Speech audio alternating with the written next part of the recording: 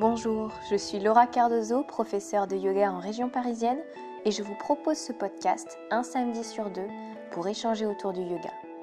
Si Parole de Yogi vous plaît, n'hésitez pas à partager l'épisode sur les réseaux sociaux, à liker et à commenter ou encore à noter sur la plateforme que vous utilisez le podcast. Ça permettra à de plus en plus de monde de le découvrir. Vous pouvez également trouver Parole de Yogi sur Instagram, Facebook, Tipeee et tout récemment YouTube pour des vidéos. Merci à tous pour vos messages sur les réseaux sociaux du podcast. Beaucoup d'entre vous souhaitent participer à l'émission, mais ça va être de plus en plus compliqué pour moi de faire une place à tout le monde, d'autant que le planning d'interview de l'année est bien avancé. Je choisis mes invités avec soin, donc ne soyez pas déçus si je ne vous demande pas une interview par la suite. Aujourd'hui, je reçois Jo de la chaîne YouTube Yoga Fire by Jo. Elle publie toutes les semaines une vidéo sur sa chaîne YouTube pour vous accompagner dans votre pratique de yoga avec des séances variées pour les débutants et pour les habitués. Elle propose également des séances de Hatha sur Yogilab, une plateforme française de cours de yoga en ligne, ainsi qu'un pack de méditation de 21 jours, 21 séances où elle vous accompagne pour débuter la méditation.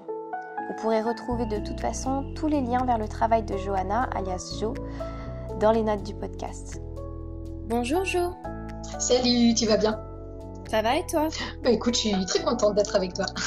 J'ai vu que tu suivais le podcast aussi, donc je suis très heureuse de t'interviewer ici, d'autant que tu as été très demandée par les auditeurs. Donc je suis vraiment contente de te rencontrer et de pouvoir leur faire ce plaisir en fait d'apprendre à te connaître au-delà de YouTube et des vidéos que tu partages avec tout le monde. C'est avec plaisir aussi. En premier lieu, je voulais te demander pourquoi avoir choisi Yoga Fire comme nom. Oui, c'est une très très bonne question, mais on me la pose pas mal. Et souvent, on est un peu déçu par la réponse parce qu'en fait, ça vient juste d'une vanne un peu geek. Ça vient du jeu vidéo Street Fighter, en fait, où il y a un personnage dont c'est le nom de l'attaque. Et il a une attaque qui s'appelle Yoga Fire. Et en fait, c'est tout bête, mais je cherchais un nom justement pour la chaîne YouTube début de l'année 2016. Et puis j'en discutais avec mon copain comme ça, et c'est lui qui m'a lancé Yoga Flame au début, et puis Yoga Fire, parce que ce sont deux attaques de ce personnage. Bon, je sais que c'est naze, mais en fait, c'est chouette. Ça m'a bien plu en fait, le nom Yoga Fire, et puis est venue après la petite phrase d'accroche nourrir le feu, qui me tient beaucoup à cœur, parce que pour moi c'est ça, le yoga, c'est nourrir son feu intérieur, et entretenir la flamme en fait, la flamme qui fait qu'on a envie de progresser, d'aller plus loin et de se sentir mieux. Donc c'est parti d'une vanne et c'est devenu très sérieux pour moi. Bon, déjà c'est top parce que ça veut dire qu'on peut être une yogi et une geekette. Bien Donc sûr. ça c'est chouette et ça rassure tout le monde. Mais c'est aussi très intéressant parce que le feu intérieur dans le yoga c'est ultra important, surtout en Ayurveda. Et donc, je pense que ce serait intéressant que tu puisses en parler davantage pour les gens qui ne connaissent pas du tout ça. Le feu intérieur alors, le feu en Ayurveda, c'est Agni, le feu principalement digestif, qui fait que tout simplement, on digère bien la nourriture et qu'on se sent bien.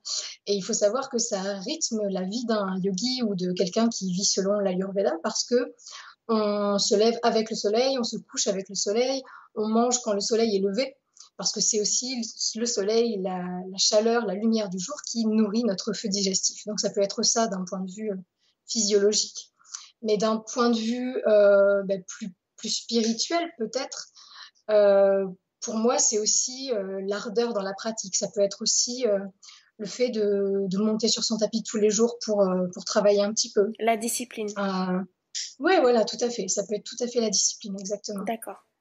Et donc, tu as lancé la chaîne en 2016, mais avant ça, tu avais déjà des années de pratique. Comment est-ce que tu as découvert le yoga? Quel a été ton premier cours, les premières sensations? Alors, ma découverte du yoga, elle remonte à quand j'étais gamine, vraiment, au collège, où j'ai eu une phase, ne me demande pas pourquoi, mais j'ai eu une phase très, très, très fan de l'Inde et des mythologies, de sa culture. Je ne sais pas d'où ça m'est venu, honnêtement. Mais j'ai eu cette phase-là où je dévorais vraiment tout ce qui venait d'Inde. Et à ce moment-là, j'avais acheté des petits bouquins de yoga et je m'amusais à faire des postures chez moi toute seule. Mais c'était pas construit, hein, c'était juste une posture de temps en temps. Je m'amuse à faire ça dans mon coin. Après, je suis revenue au yoga vers la fin du lycée et au début de la fac pour gérer mes problèmes de stress et d'angoisse. Encore une fois, je faisais ça chez moi au début, parce qu'il y avait quand même cette notion de aller dans un cours collectif, c'est intimidant, et je n'osais pas sauter le pas. Donc j'ai pas mal utilisé déjà à l'époque, surtout à la fac, mais Internet, avec My Yoga Online, Gaia TV, des trucs comme ça, qui m'ont beaucoup aidé à pratiquer. Et donc mes premiers cours finalement ils ont été en vidéo, ils ont été avec aussi, on revient sur le côté geek, mais avec la Wii board à l'époque où il y avait Ah des oui, je l'avais tu aussi. te rappelles et c'était excellent sur la board là où il fallait maintenir son équilibre, c'était assez rigolo pour trouver son centre de gravité. Bon, Ouais, je m'en souviens bien. c'était pas vraiment du yoga, mais il y avait des postures à faire, c'était sympa. Et ouais, donc des applis comme ça. J'avais une appli à un moment qui permettait de construire une séance. Ouais, encore, ça rejoint le côté vraiment geek et le moins de contact avec l'extérieur possible. Mais j'ai fini quand même par prendre des cours collectifs dans ma ville à Limoges. Et ça a été très transformateur. Je sais pas si ça se dit, mais ça m'a vraiment transformée. Je me suis dit que je pourrais plus me passer de cette pratique à ce moment-là. Vraiment. Ça a été le coup de foudre Ouais.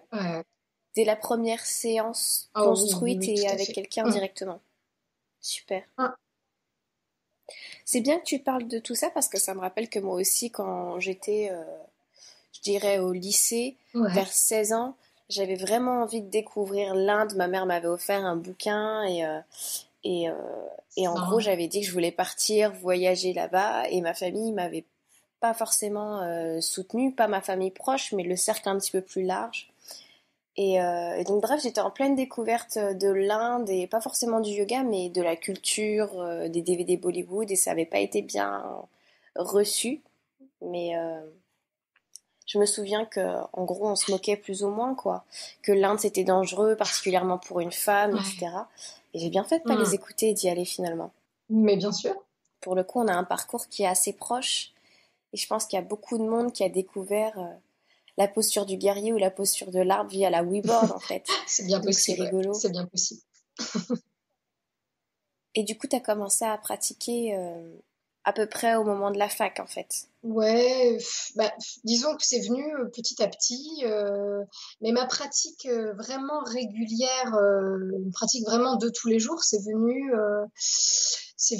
ben, quand j'ai commencé les challenges de 30 jours d'Adrienne, en fait, de Yoga d'Adrienne, où là vraiment, le fait de faire un challenge de 30 jours, m'a lancée en fait. Je me suis dit, mais oui, tous les jours, ça me sauve en fait, ça me fait du bien, ça m'enlève mon stress, ça m'enlève mon anxiété et j'en ai besoin en fait pour fonctionner. Et du coup, ce sont ces challenges-là qui, vers 2014, je crois, m'ont fait pratiquer tous les jours. Voilà. Et tu continues à les faire, ces challenges?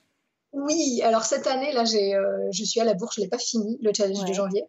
Mais sinon, les autres, oui, je les ai tous faits. Alors, des fois, c'est un peu dans le désordre, des fois, je finis pas à temps, mais je le Moi fais. aussi, j'ai fait Je le celui fais. du Ouais, mois hein. de janvier pour la première fois cette année. Et je dirais que ça m'a aidé même dans ma pratique personnelle, ou dans ma pratique de professeur, en fait, Ben ça oui, m'a ben bien aidé. sûr, mais ça inspire, ça Complètement. renouvelle, ça rafraîchit, ça Ça fait du bien. rafraîchit un petit peu nos trucs intérieurs et ça nous permet de nous repositionner en tant qu'élève à nouveau. Tout à fait, c'est très important. J'ai vu que c'était quelque chose d'important pour toi parce que dans ta description de ta chaîne YouTube, tu marques quelque chose Ouais. comme tu continues d'accompagner les gens, mais tu es toujours élève.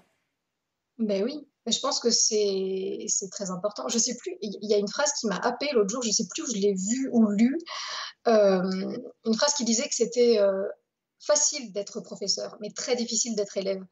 Et c'est tellement vrai en fait, c'est tellement facile de dire les choses, de dire faites ci comme ça, faites ça comme ci, mais par contre l'appliquer à soi, c'est le plus difficile en fait. Et du coup, c'est important de toujours se placer à la place de l'élève, se mettre vraiment dans une posture de j'apprends encore, je ne sais pas tout, j'apprends tous les jours et je me rends compte à quel point c'est difficile, je suis comme vous, Exactement. ça compte pour moi. Et puis c'est ultra difficile parce que une fois que tu as pris ce statut de professeur, je trouve que c'est assez difficile de redevenir élève. En tout cas, tu connais la Mm, théorie, mais c'est ouais. difficile de recevoir parfois l'enseignement de quelqu'un d'autre. C'est vrai, tu trouves? Moi, j'ai eu beaucoup de mal, notamment avec Adrienne au départ. J'avais abordé son programme, justement comme ça en me disant, c'est l'occasion de redevenir élève, Mhm, de A à Z. mhm, Et j'ai mis une semaine à m'habituer à son enseignement, à sa mhm. manière de faire et à accepter ce qu'elle me proposait parce que j'arrivais pas à sortir de mes connaissances. Forcément, j'étais dans un regard de bah moi je fais comme si nanani Oui, nanana, enfin ouais, je bref, comprends. un truc Ok. d'ego un petit peu terrible quoi.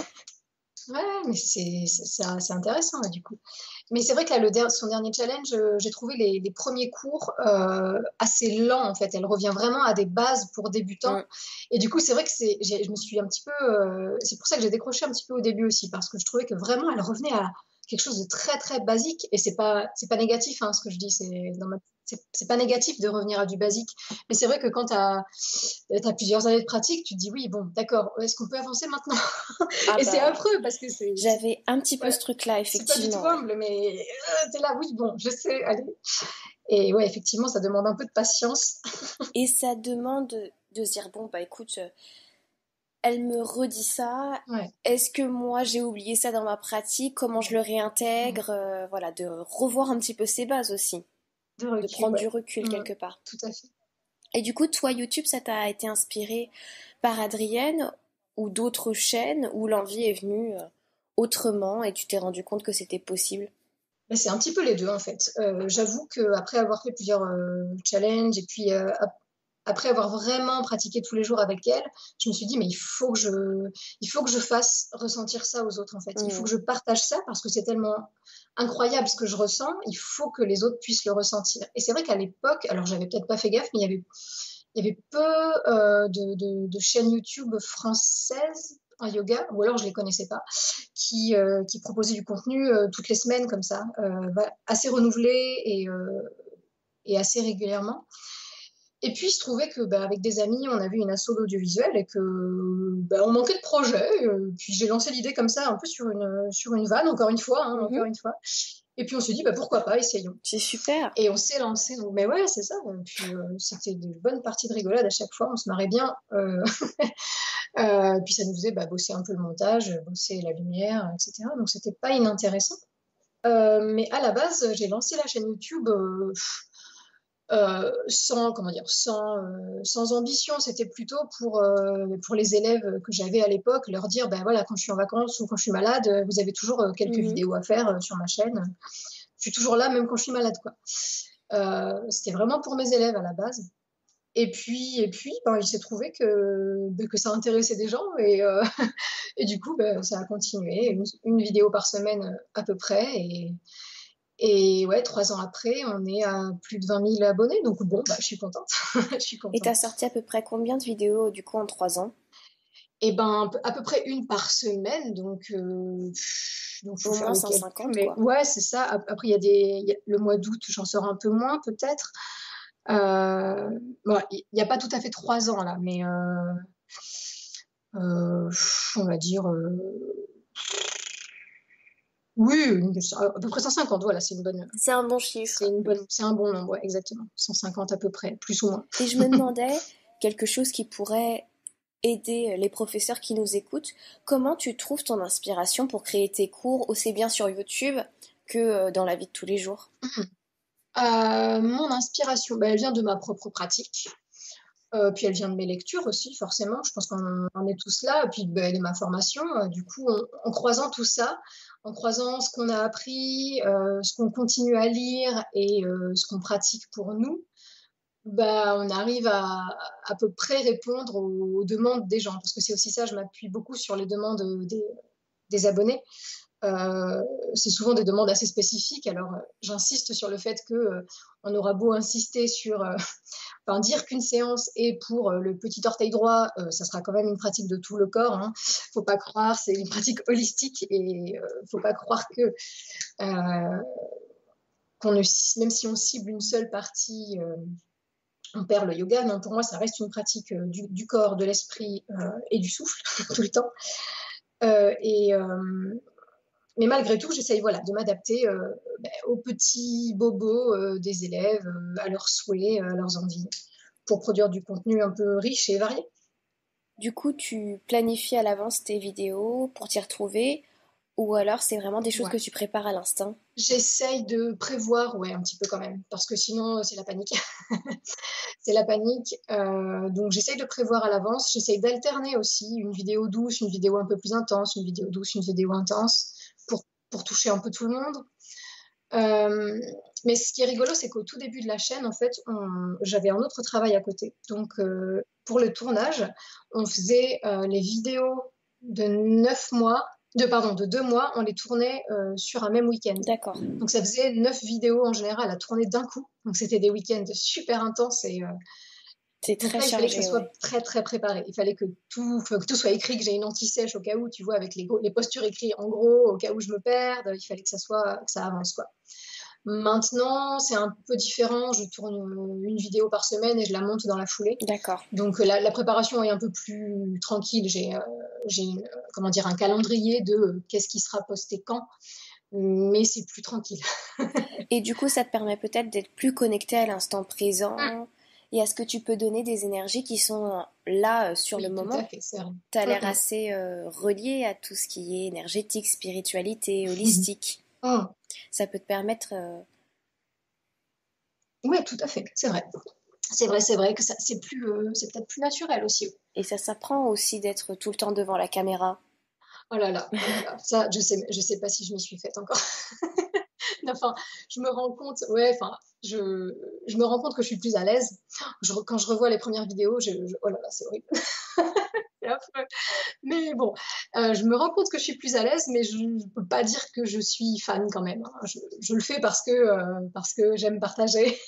Oui, c'est vraiment dans l'altruisme et dans le don en Ouais, fait que tu le mais fais. j'essaye en tout cas. J'essaye que ça soit vraiment altruiste. Après, je me rends bien compte que c'est très étrange de se filmer, de se voir en train de pratiquer, de s'écouter. Enfin, ça fait très égoïste, très égotiste même. Mais j'essaye de conserver une attitude altruiste. J'essaye de m'oublier et de me considérer comme une espèce de vecteur, c'est tout. Point barre. D'accord, dans l'intention, tu essayes d'être dans le ton, On essaye. mais c'est la meilleure façon de le faire parce que je pense que c'est quand même pas évident. Il faut du courage pour passer devant une caméra, pour être à l'aise, pour échanger avec les gens, parler à autant de monde. Je sais pas si tu te rends compte de toutes les personnes qui te regardent. Il y a 20 000 personnes Ouais. qui te regardent potentiellement, qui Oui, vont voir tes je me cours. rends compte. Ouais, non, non, mais je me rends. Enfin, non, je me rends pas compte. Je me rends pas bien compte. Dans ma tête, c'est toujours ma petite chaîne avec mes 50 abonnés et ça n'a pas changé en fait. C'est très marrant. Et pour tes cours, comment ça se passe? Tu donnes beaucoup d'autres cours en dehors de YouTube? Les cours collectifs. Ouais. Tu donnes beaucoup de cours collectifs, des cours en entreprise, comment ça se passe? Ben, je donne pas mal de cours collectifs. Oui, j'ai la chance de donner des cours dans 2 lieux différents dans ma ville, donc à Limoges. Euh, alors j'ai un gros planning cette année là que je vais peut-être un peu diminuer l'année prochaine pour des raisons de repos tout simplement. T'es Euh, à combien d'heures? alors attends, 1, 2, 3, 4, 5. J'ai une dizaine de cours par semaine en ce moment. J'ai des cours donc dans 2 lieux à Limoges. J'ai un cours en entreprise et j'ai aussi 3 cours qui sont dans ma campagne. C'est trop cool, je suis trop contente de donner 3 cours dans mon petit village à des gens du coin. Et ça, c'est vraiment chouette. Bon, du coup, c'est à 5 minutes de chez moi. Et je trouve ça chouette que le yoga sorte un peu des villes, en fait. Ça me tient aussi à cœur. Je propose aussi des cours privés. Donc, du coup, ben, je me déplace un peu partout, enfin partout, en Haute-Vienne en tout cas, pour aller chez les gens.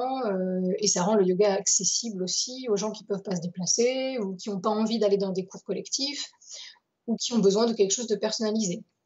Donc voilà, dans la proximité, c'est comme ça que je le vois. Après, et c'est vrai qu'on n'a pas non plus des semaines à rallonge et qu'il est difficile parfois de caser des heures de cours, je trouve. Je ne sais pas ce que tu en penses, mais moi, au bout d'un moment, je ne sais plus quoi dire C'est ça, ouais, aux gens. Je ne peux pas dire oui à tout, en tout fait. à fait. Pour se préserver, c'est compliqué. Et oui, parce que tu me disais que là, tu avais une dizaine d'heures de cours Ouais, et plus les cours privés. plus des cours privés. Donc on monte vite là. Mais c'est vrai Ouais. que les gens ont du mal à se rendre compte et à entendre le fait que ça dépend des professeurs aussi, mais c'est très compliqué d'aller au-delà d'une dizaine d'heures ou de 15 heures Mm. de cours, quoi. Ben, là, je me rends compte, en fait, si tu veux, là, ça fait depuis septembre que j'ai toutes ces heures-là. Et ouais, c'est de la fatigue, en fait. C'est beaucoup de fatigue parce que on se donne malgré tout. Même si on fait pas toutes les postures pendant un cours et qu'on ne fait que les montrer de temps en temps, ben, le corps fatigue, on doit être concentré sur ce qu'on dit, on donne beaucoup d'énergie. Alors, on en reçoit aussi, hein, mais ça, ouais, ça demande de l'énergie. Et puis les déplacements, la préparation des cours, ouais, je pense que les gens se rendent pas compte en fait que c'est pas que une passion, que c'est aussi un vrai travail et que ça demande du temps et de l'énergie. Et que même sans nous en rendre compte, des fois, on donne énormément aux gens, Hum, énergétiquement, rien qu'en ouais, présence tout à fait. et dans les messages qu'on peut délivrer. Et je commence vraiment à comprendre, parce que ça fait un petit moment finalement Mhm. que je baisse mes heures de cours, je commence à comprendre ce que ça donne aujourd'hui énergétiquement, de pouvoir gérer aussi avec les revenus, parce qu'il faut équilibrer ça aussi. Mais à partir d'un certain nombre d'heures, ma qualité de présence est absolument pas la même. Et je me sens à l'usine en fait. Ouais, je vois ce que tu veux dire. Et c'est pas le but en plus, c'est pas ce qu'on veut en Non, fait, parce que on veut pouvoir être ben, égal face à tous les élèves qu'on voit pendant une semaine, quoi. Donc si en fin de semaine on n'a plus de jus, avoir la même attitude face à eux va demander encore plus d'énergie en fait. exactement. Et du coup, plus la semaine passe, moins on a d'énergie, mais plus on en a besoin. Donc c'est ouais, c'est compliqué. C'est vrai qu'autour de nous, je pense que tu peux confirmer, les gens ne comprennent pas ça. Oui, ouais, ouais, je confirme, je confirme. Surtout quand ils estiment que bah, tu vis de ce que tu aimes en fait, et que pour toi c'est un jeu, c'est un jeu. Ça peut nous piéger aussi cette sensation de plaisir et de jeu dans le fait de faire notre travail, Mm. parce qu'on serait presque dans le don à outrance parfois. Oui, c'est vrai, c'est vrai. Je me rends compte que toutes les personnes que j'interviewe, toutes les âmes que je rencontre, ce sont des gens qui sont vraiment dans le service de l'autre. Oui. L'idée de d'être là pour autrui, de diffuser ça à autrui.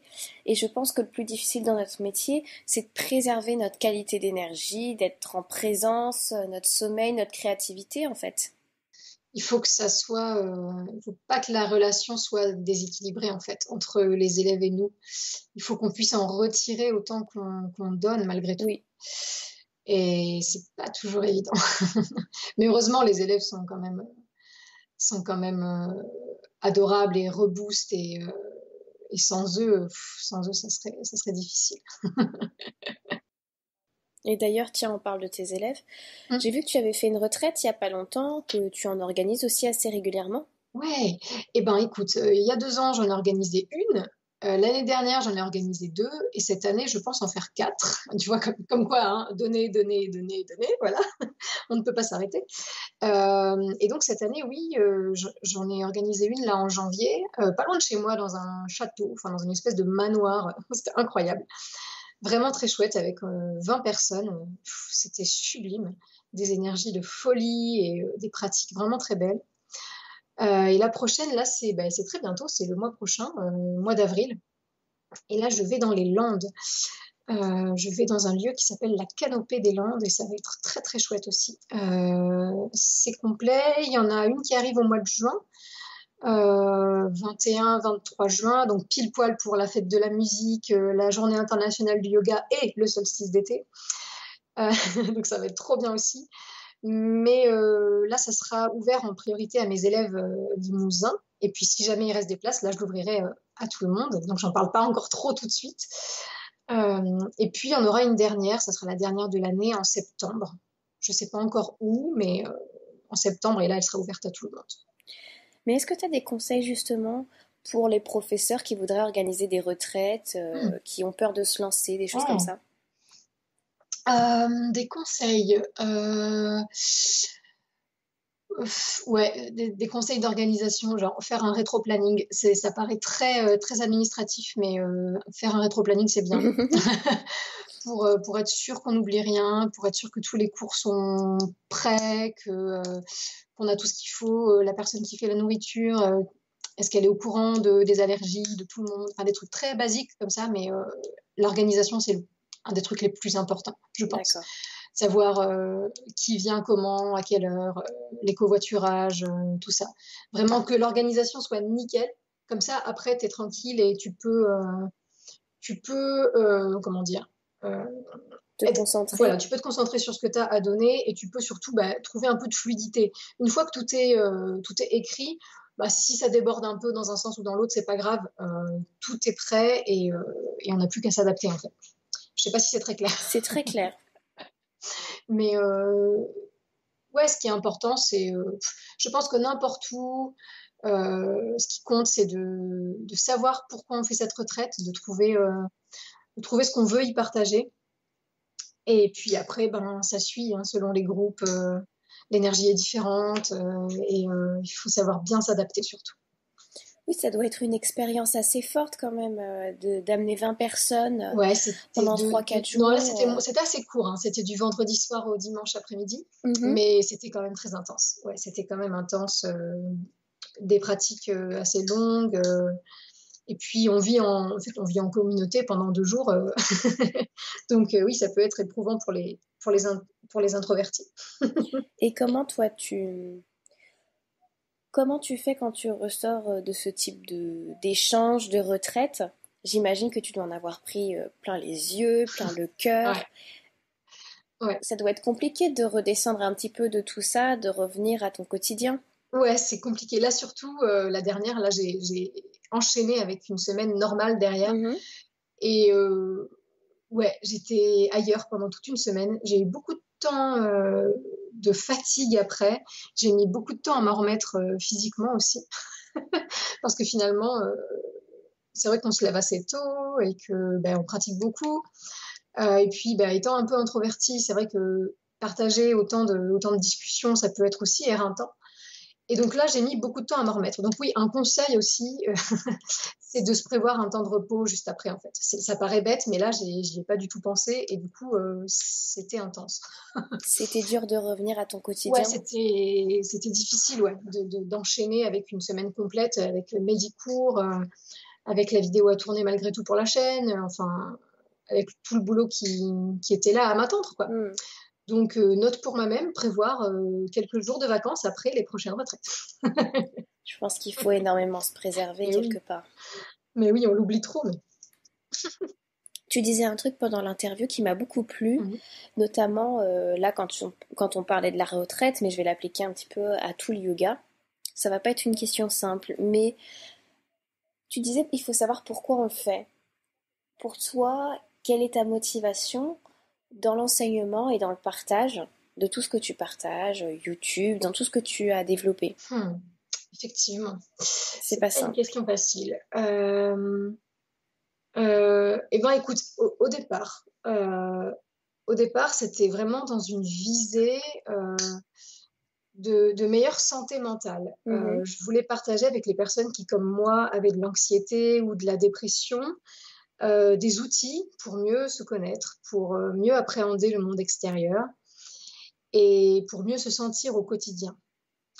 Euh, mais plus j'avance dans ma pratique et dans l'enseignement, plus je me rends compte que j'amène de la spiritualité dans ce que j'enseigne et que je reviens vraiment à la base du yoga et à ses 8 piliers.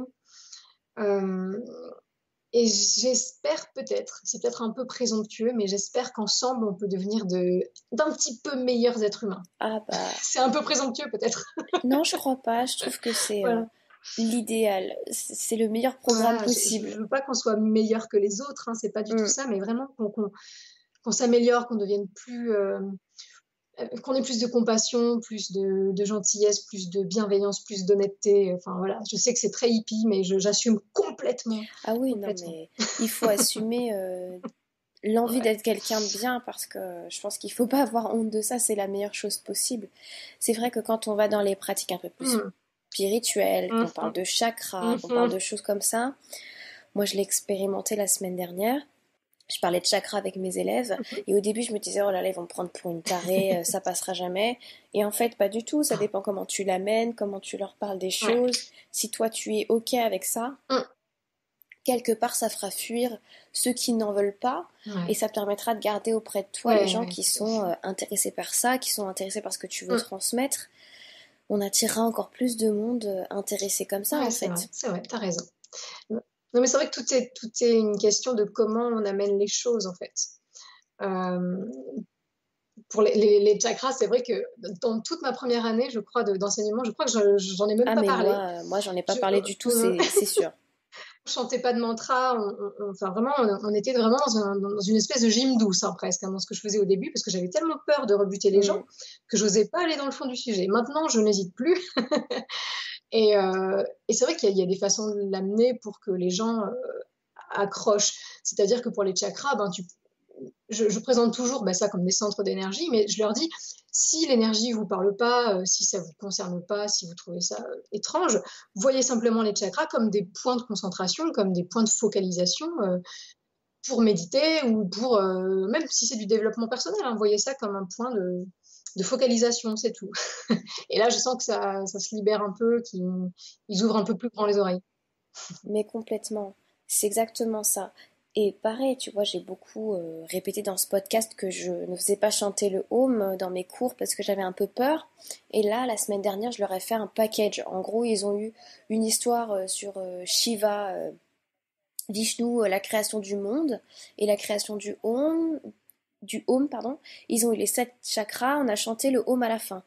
Et en fait, les gens ont beaucoup aimé. Ah, trop bien. Donc, tu peux tout à fait te l'autoriser Mmh. si la manière dont tu l'amènes te Oui, parle et que tu es OK avec ça ouais. en fait.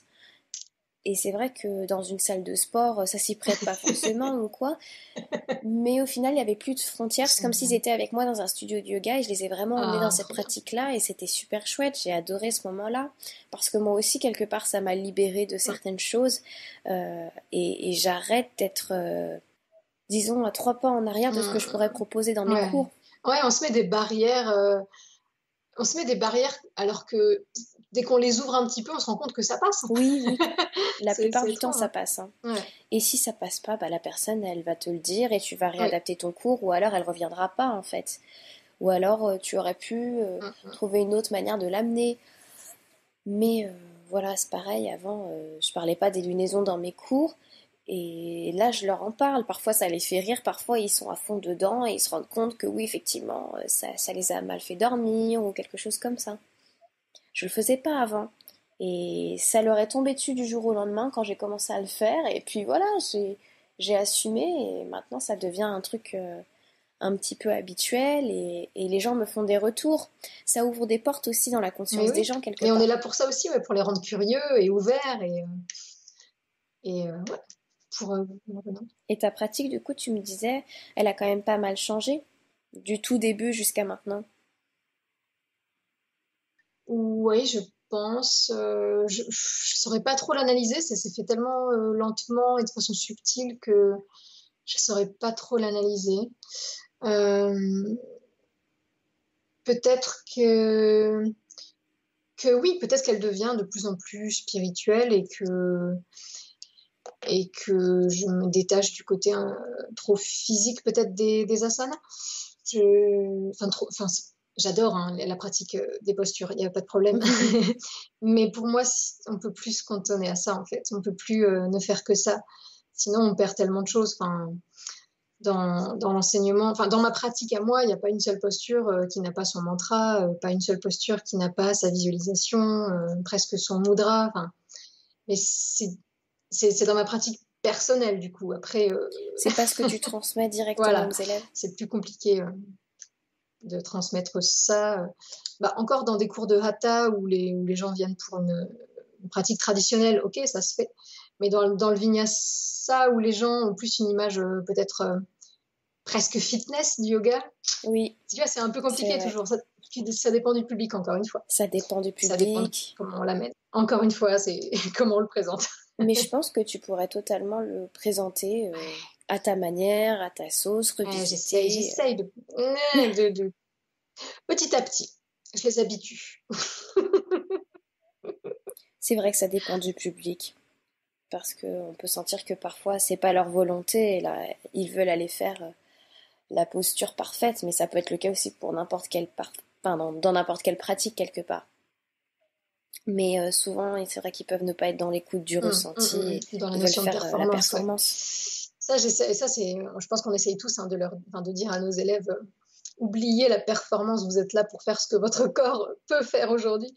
Mais d'autant plus en cours collectif, forcément, on regarde à droite, à gauche, on voit, ah tiens, elle fait mieux, zut, moi j'y arrive pas.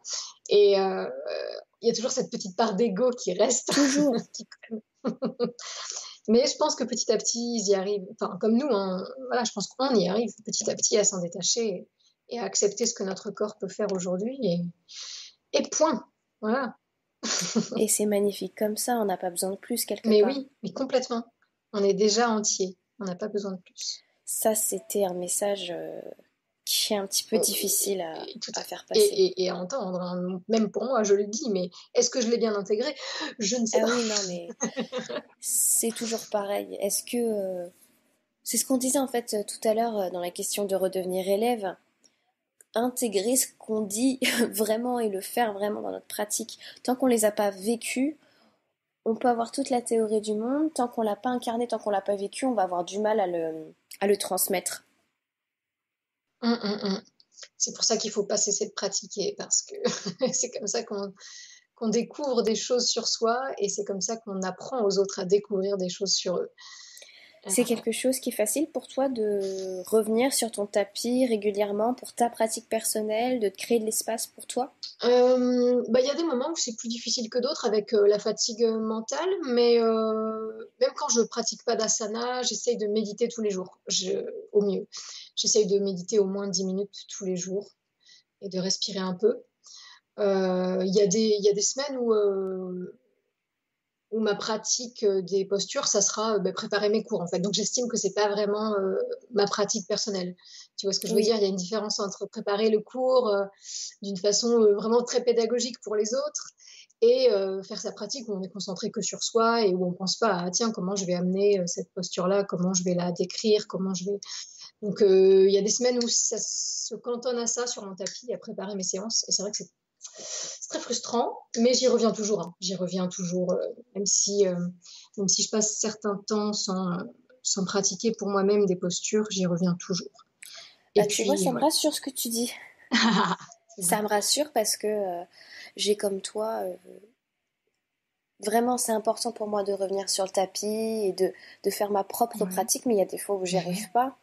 Et effectivement, je me pose la question, quand je crée mes cours, je suis pas forcément sur un tapis en plus, donc je me dis, est-ce que c'est... Voilà, je sais pas, je prends toujours le lundi pour prendre toute ma journée pour choisir le thème. Et est-ce que cette recherche que je fais, est-ce que je la fais uniquement pour mes élèves ou est-ce que je la fais pour moi? Est-ce que je la fais pour ma pratique? Voilà, je me pose la question, est-ce que d'une manière, la création d'un cours peut rentrer dans une pratique personnelle? C'est étonnant, mais pourquoi pas? Ouais. Alors ça, c'est une très bonne question, Thibaut. C'est effectivement compliqué. Mais c'est sûr que la pratique qu'on fait avec les élèves, c'est absolument pas une pratique personnelle. Non, pas du tout, pas du tout. On est juste, encore une fois, comme je disais tout à l'heure, on est juste un vecteur. Oui, tout à fait. Du coup, on n'est plus yogini ou yogi, quoi, quand on transmet. Enfin, je sais pas si c'est peut-être un peu fort ce que je dis là, mais enfin, je pense que tu comprends ce que je veux dire. Je comprends ce que tu veux dire parce qu'en fait, je sais que moi j'ai besoin de beaucoup faire quand je leur montre parce que ça me permet de ressentir en fait ce que je veux leur dire la plupart du temps. Donc non, c'est vrai que je pratique quand même beaucoup, surtout les postures debout, parce que ça m'aide à leur décrire ce que j'attends et leur décrire exactement les sensations qu'ils doivent aller chercher et connecter et ressentir dans leur corps. Mais il y a une part de petite pratique, mais c'est tellement pas la puissance que c'est quand tu es dans ta pratique personnelle entièrement dans ta bulle et qu'il peut se passer n'importe quoi autour et que de toute façon t'es avec toi-même, c'est vrai que ça n'a rien à voir. Et t'arrives à amener de la méditation aussi dans tes cours? De temps en temps, ouais. Alors on fait toujours 10 minutes de Shavasana à la fin, ça personne n'y coupe, hein, ça c'est obligatoire. Ah ouais, mais du coup, bon, parfois, je les amène vers des visualisations ou des concentrations dans Shavasana. Mhm. Mais de la méditation en tant que telle, en posture assise par exemple, c'est dans mes cours de Hatha, oui. En Vinyasa, c'est assez rare parce que j'ai des cours de 1 heure. Et en fait, je trouve que ça fait court en fait pour intégrer une méditation en plus de Shavasana, en plus des postures. Donc, c'est assez rare. Mais ceci dit, tous les mois, je fais un atelier méditation dans un autre lieu à Limoges et où on fait 30 minutes de posture, 30 minutes de méditation et puis après on échange sur ce qu'on a vu, sur ce qu'on a ressenti et ça j'aime bien. Donc tu vois, je fais de la méditation mais des cours de méditation mais à part en fait. Voilà, on va dire. Si les gens veulent méditer avec moi, ils viennent dans ces ateliers-là et c'est assez chouette. Mais c'est vrai que c'est pas évident. Les cours d'1 heure passent très vite. Ouais, très très. Mais c'est vrai que j'aime énormément Shavasana, donc je l'ai fait assez long, on prend le temps. Quelle que soit la pratique que je fais, j'aime qu'on prenne le temps. Que ce soit 1 heure ou 1 h 15 de cours. Donc, ouais, moi aussi. C'est super important pour intégrer ce qu'on vient de faire. Et puis, c'est vraiment comme un sas de décompression avant de retourner dans la vie en dehors du tapis, quoi. Et ouais, c'est indispensable. Et puis, je trouve que ça permet d'intégrer cette connaissance du corps et des ressentis les plus subtils pour pouvoir la remettre ensuite au cours suivant. Ouais, bien sûr, tout à fait. C'est ultra intéressant. Et puis, c'est tellement rare que dans notre quotidien, on puisse nous dire, vas-y, là tu t'allonges, tu fermes les yeux, Oui, occupe-toi de ton corps et de ta respiration.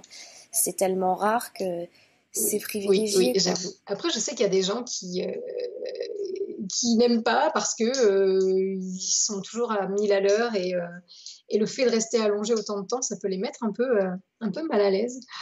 Donc du coup, hein, c'est cette impossibilité de rester immobile et de résister à l'envie de bouger, résister à l'envie de penser, résister à l'envie de parler. Je sais qu'il y a des gens pour qui c'est très difficile. Et c'est pour ça que j'essaie, comme toi, j'essaie toujours d'amener une visualisation ou de les faire se concentrer sur un souffle ou d'apporter quelque chose en plus dans Shavasana pour occuper les esprits trop agités, on va dire. Eh bien, écoute, je crois que c'est sur cette note Shavasana qu'on va pouvoir terminer. Shavasana qui clôture un cours. Eh bien, Shavasana qui va clôturer notre interview. Je souhaite vraiment te remercier pour ce moment. C'était très, très agréable. Merci à toi de m'avoir invitée. Et en plus, je suis vraiment très heureuse parce que vraiment, ça a été beaucoup demandé. Donc, c'est important pour moi que les gens puissent t'écouter ici, peut-être pour certains te découvrir et d'autres apprendre à te connaître un petit peu davantage. Mais oui, merci beaucoup. Namasté. Namasté. Merci à tous pour votre écoute. Je souhaitais également remercier mes tipeurs de ce mois de mars, Charlotte Hélène, Leila et Eline. Merci beaucoup pour votre soutien. J'espère que l'épisode vous aura plu, que vous aurez appris une nouvelle fois plein de choses et que ça nourrira votre pratique. Sur ce, je vous souhaite une bonne journée ou une bonne soirée selon votre heure d'écoute et je vous dis à bientôt. Namasté.